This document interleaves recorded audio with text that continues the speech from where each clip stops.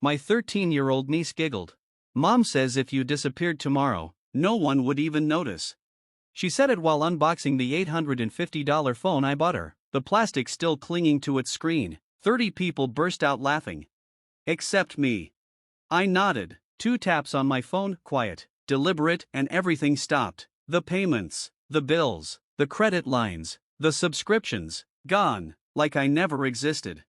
That night, I packed light, left the keys on the counter, and walked out. No notes, no explanations, just a black backpack left by the stairs. Inside, they'd find. It had started like any other family gathering, loud, chaotic, and just a little too bright. My niece's words cut through it like glass. Her fingers were delicate, but her voice was sharper than a knife. The living room buzzed, 30 voices, none of them mine. A birthday cake sat waiting in the kitchen, its candles unlit, but there was already fire in my chest. My sister Lindsay didn't look up, she just smirked, glued to her phone like she was watching a show, and I was the punchline. Mom, stirring something at the stove, pretended not to hear, but her shoulders twitched with satisfaction. And Dad? He didn't even pretend. He laughed, raised his beer, and muttered, "She's not wrong." More laughter. My cousins, Uncle Gary, everyone. I stood still, holding the box I'd wrapped, feeling like a stranger in my own bloodline, the one who always paid, the fixer, the afterthought. "Thanks for the phone, Uncle," my niece said sweetly, already leaning into her mom's side, her attention stolen by the screen. I nodded, smiled, pretended just like always. And then Lindsay looked up, met my eyes. There was something there, a tiny flash of triumph, like this was the moment she'd been waiting for, like she wanted me to snap. "Let's cut the cake," Mom called cheerfully, as if nothing had happened. But something had, and it wasn't going away. I moved to the kitchen, hands clenched against the counter. As they sang and cheered, I pulled out my phone. Just 2 taps, and everything I managed for them vanished. Their credit? Cut. Their subscriptions? Cancelled. Their bills? Now their problem. They didn't notice. Not yet. I slipped out unnoticed. I went home, packed a small bag, grabbed my old black backpack from the closet, and returned one last time. No one saw me come in, no one looked away from the candles. I left the bag beside the stairs and walked out again, this time for good. They found it the next morning. And when they realized what I'd done, the explosion came fast. Dad was the first, pounding on my apartment door like he was trying to break it down. "You think you can just do this to us?" I stayed silent, let the door shake, let him shout. "I know you're in there, you think you're better than us?" His voice cracked, not just with rage, but panic. Eventually, he left, slammed the car door so hard it echoed up the block. Then came the messages. From Mom, "How could you do this to your own family?" Ignored. From Lindsay, 6 calls, then a text, "You think we can't live without you? Fine, see how long you last without a family." I smiled. Was that a threat or a promise? That night, I was stepping out of the shower when I heard a key in the lock. I froze. No one should have a key. Except, the door burst open. Dad stormed in, red-faced, fists clenched. Mom trailed behind, pale and shaking. "You think you can just shut us out?" he roared. "Get out," I said. "This is what you've become," Mom shrieked. "We raised you." "You used me," I corrected, drying my hair. "There's a difference." Dad stepped closer, fury trembling in his hand. "Try it," I said, calmly, daring him. He didn't move, he never would, he was all bark, always had been. "What did you do?" Mom choked out. "The mortgage, Lindsay's car, the cards, everything's frozen." I nodded. "Exactly. You think we need you?" Dad snapped. "You broke into my apartment, so yeah, seems like you do." "Begging?" he spat. "Isn't that what this is?" He started again, but I cut him off. "Enough." They froze. "I'm done." "You can't do this," Mom whispered, tears welling. "This is cruel." "No," I said. "Cruel is telling your son he's worthless while spending his money. Cruel is laughing behind his back while he pays your bills." Dad stepped forward. I didn't flinch. He didn't follow through. "Get out." They hesitated. "You'll regret this," Dad said, voice low. I won't. They left, slamming the door. And for the first time in my life, there was silence. Not emptiness. Peace. But as I listened to their footsteps fade, I knew this wasn't the end. The next day, they shifted gears. Lindsay showed up at my office. I saw her through the glass-walled pale, eyes red from crying. My boss glanced from her to me, confused, then uneasy. She waved, desperate. I stayed at my desk. Sir, the receptionist said softly, there's a woman here, says she's your. She's nobody, I replied, without looking up. But she didn't leave. She argued with the receptionist, voice rising, hands shaking. Security stepped in. She resisted. They guided her out. I watched the whole thing through tinted glass. No one else in the office met my eyes. That night, another knock, this time my landlord. There's a bit of a situation, he said, shifting on his feet. Your family's downstairs, making a scene, screaming, I'll have to call the cops if they don't leave. He hesitated. But, they're your family. No, I said, voice flat, not anymore. I watched from my window as they raged on the sidewalk, screaming, gesturing, begging, until security led them away. But I knew better. This wasn't the end, not with them. And somewhere in that house I left behind, the black backpack still waited, waiting for them to open it, to understand what I'd done and why. The silence didn't last. Lindsay was first, her texts full of venom, blame, accusations. Then came Mom, tearful voicemails, begging me to be the bigger person, to fix this, to save the family. And then Dad. At first, it was rage, classic, threats, shouting through the phone, calling me a coward. Then came the shift, calm, calculated, friendly, even. Son, he said, let's talk, just you and me, no drama. Our team's playing this weekend, come to the game, we'll talk it out. A setup. I felt it the moment he said it. But I agreed. Because I wanted it, too. The stadium pulsed with life, screaming fans, stomping feet, the scent of beer and sweat thick in the air. Section 12, row F, that's where he waited, seats empty around him despite the packed crowd, like even strangers sensed something foul. He spotted me instantly, waved with one hand, the other gripped the black backpack. My backpack. I walked down slowly, each step deliberate. I sat beside him, eyes fixed on the bag. Didn't think you'd come, he shouted over the roar. You said you wanted to talk. Oh, it's more than that, he leaned in, voice dropping. You thought you could run, cut us off, disappear, but you left something behind. He tapped the backpack with a crooked smile. We found this, and guess what? We know. Know what? He snorted. Don't play dumb, you've been stealing, manipulating, acting like some hero while hiding your stash. Stash, I repeated, you think that's what's in there? The truth, he said, smug, your lies, your dirt, you're not clean, never were. I almost laughed. Then open it, I said, let's see what you think you found. His hand twitched on the zipper. He didn't open it. You're bluffing, he hissed, trying to scare me, but it's over. We're going public. Everyone's gonna know what kind of selfish fraud you are.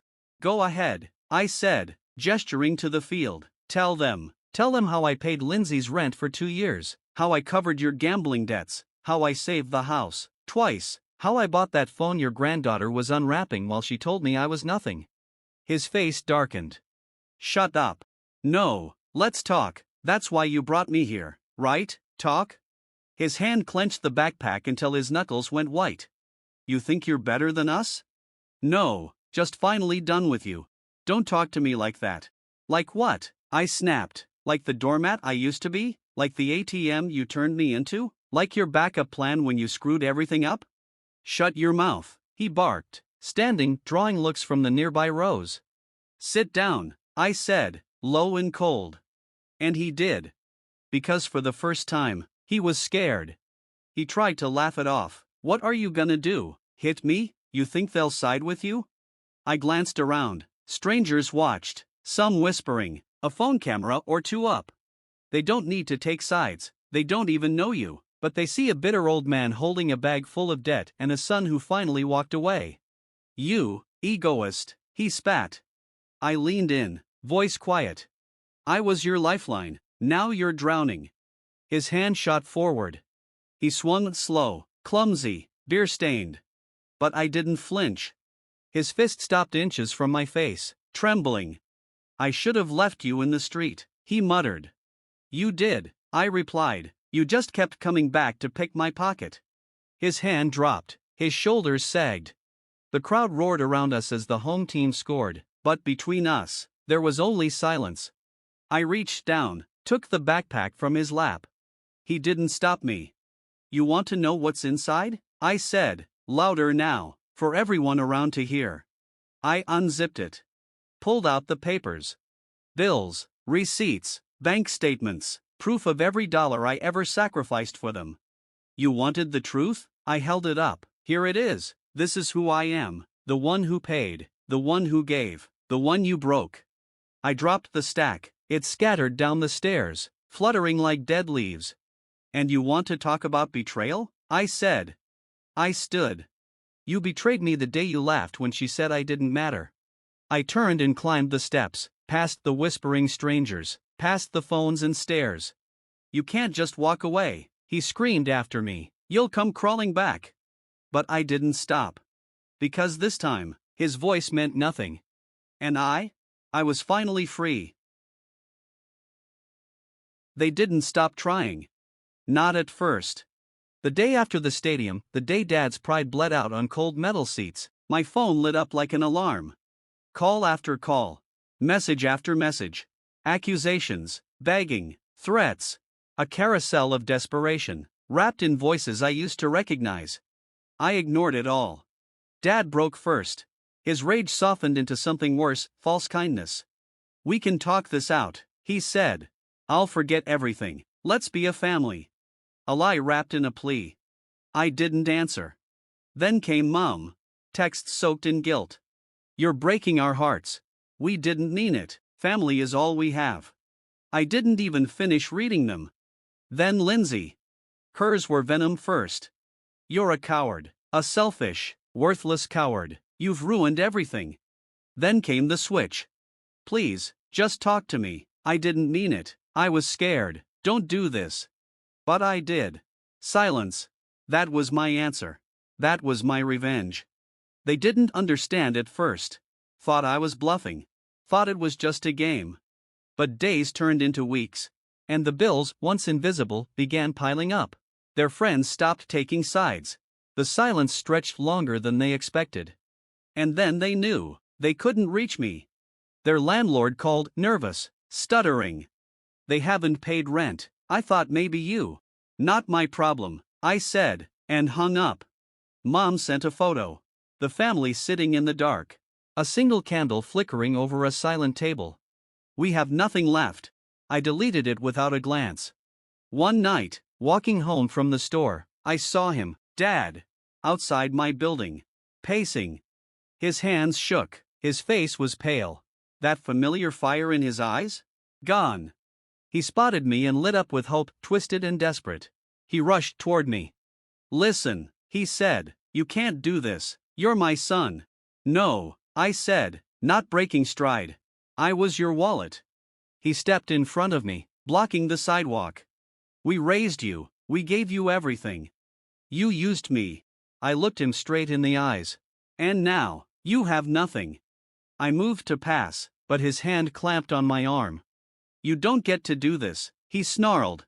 You think you're better than us? You think you can just walk away? I know I can. I pulled free. He swung slow, unsteady. The punch barely grazed my shoulder. More a tremble than a blow. He stumbled, breath catching, leaning against the wall like a drunk on the edge of collapse.